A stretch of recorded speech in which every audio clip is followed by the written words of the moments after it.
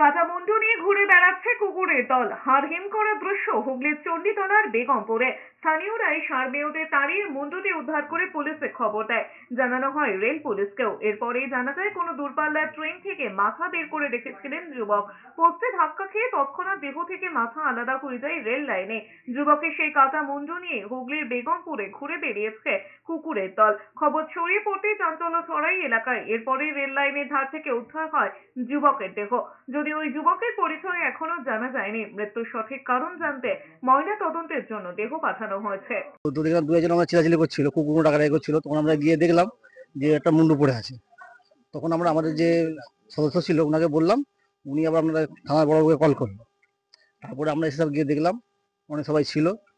তারপর আমরা অফিসাররা সবাই এসে করছিল, দেখলো।